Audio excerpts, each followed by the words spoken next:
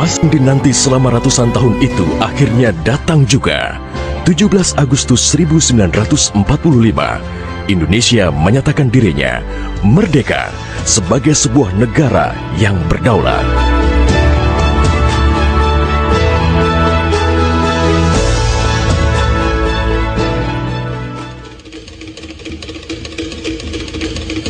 Namun, belum genap 1 bulan usia kemerdekaan, Indonesia langsung mendapat cobaan yang berat. Tentara sekutu yang di dalamnya ada tentara Belanda mendarat di Jakarta dan kota-kota besar lainnya di Indonesia. Bung Karno dan Bung Hatta berupaya melakukan upaya diplomatik untuk mendorong tentara sekutu bekerja profesional, hanya mengurus tahanan saja dan tidak mengutak-ngatik status kemerdekaan Republik Indonesia. Namun, upaya itu tidak membuahkan hasil. Bung Karno galau. Ia menghitung jika sampai terjadi peperangan, secara matematis tidak akan mungkin bisa mengalahkan sekutu. Persenjataan mereka jauh lebih lengkap dan keahlian militernya lebih memadai.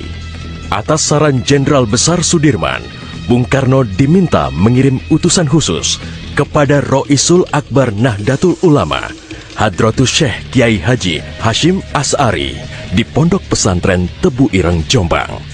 Tujuannya meminta fatwa Kiai Hashim tentang hukumnya berjihad membela negara yang notabene bukan negara Islam seperti Indonesia.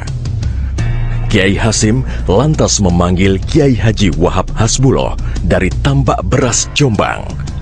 Kiai Wahab diminta mengumpulkan ketua-ketua NU se-Jawa dan Madura untuk membahas persoalan ini.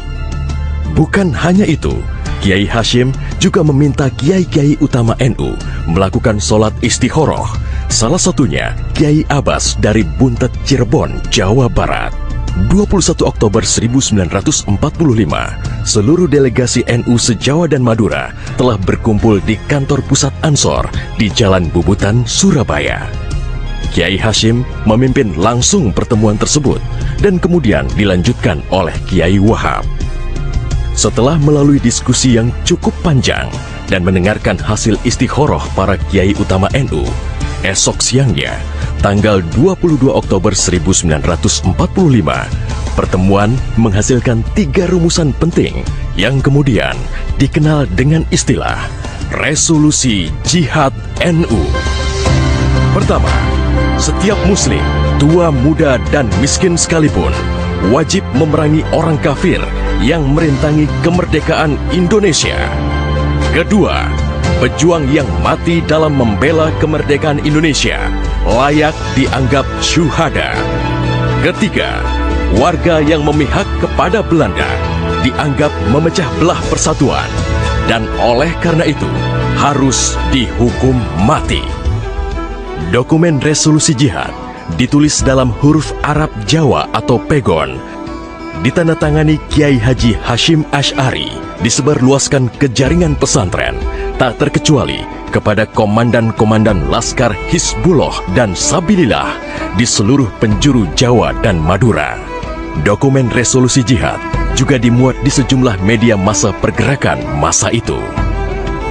Hanya berselang 3 hari pasca resolusi jihad dicetuskan, 6.000 tentara sekutu mendarat di Pelabuhan Tanjung Perak, Surabaya dengan persenjataan lengkap. Mendengar kedatangan pasukan penjajah, ribuan santri dan kiai dari penjuru Jawa Timur bergerak menuju Surabaya. Situasi pun terus memanas dan cenderung tak terkendali. Resolusi Jihad NU telah memompa semangat perlawanan rakyat dan memicu terjadinya pertempuran hebat selama 3 hari di Surabaya, tanggal 27, 28, dan 29 Oktober 1945. Tentara Inggris kewalahan menghadapi perlawanan rakyat Jawa Timur. Mereka lantas mendatangkan Bung Karno ke Surabaya untuk diajak berunding melakukan gencatan senjata. Pagi hari tanggal 30 Oktober, gencatan senjata ditandatangani pemerintah Indonesia dan Inggris. Namun, sore harinya terjadi insiden di Jembatan Merah yang menewaskan orang nomor 1 tentara Inggris di Surabaya, Jenderal Malabi. Gencatan senjata pun langsung berakhir. Pengganti Malabi, Jenderal Robert Munser, mengultimatum Laskar Pejuang dan tentara Indonesia agar menyerahkan senjata kepada Inggris paling lambat 10 November 1945.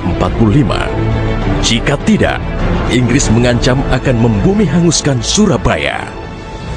Mendengar ancaman itu, para komandan Laskar Hizbullah, Sabilillah, Mujahidin, TKR, dan para santri marah besar. Seorang pemuda bernama Sutomo atau yang dikenal dengan Bung Tomo sowan kepada Kiai Hashim. Ia meminta izin kepada Kiai Hashim untuk menyiarkan dan menyebarluaskan resolusi jihad melalui radio. Bismillahirrahmanirrahim. Merdeka! Saudara-saudara penduduk kota Surabaya, kita semuanya telah mengetahui bahwa hari ini tentara Inggris telah menyebarkan pamflet-pamflet yang memberikan suatu ancaman kepada kita semua.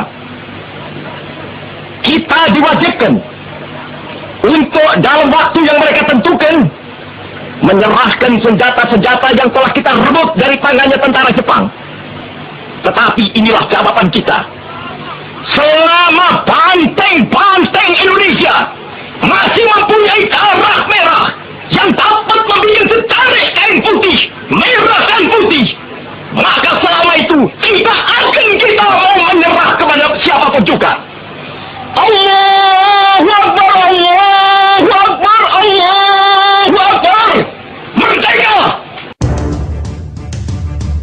Pertempuran 10 November membuat malu tentara Inggris.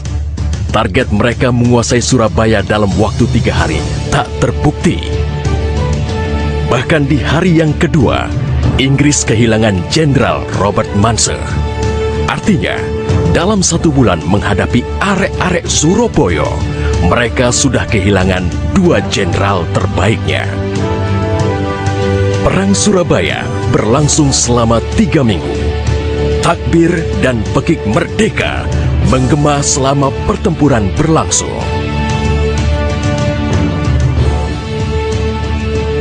Meski pada akhirnya Surabaya jatuh ke tentara Inggris, namun Inggris mengalami kerugian yang cukup besar. Ribuan serdadu terlatihnya tewas, termasuk 300 serdadu Gurkha Inggris dari India dan Pakistan yang membelot ke Indonesia setelah tahu lawan mereka adalah para ulama Islam dan santri yang sedang berjihad membela negaranya. Korban di pihak Indonesia sendiri, 60.000 tentara, laskar, para santri, sukarelawan, dan rakyat Surabaya gugur sebagai syuhada. Tanpa resolusi jihad NU, tidak akan ada peristiwa heroik 10 November 1945.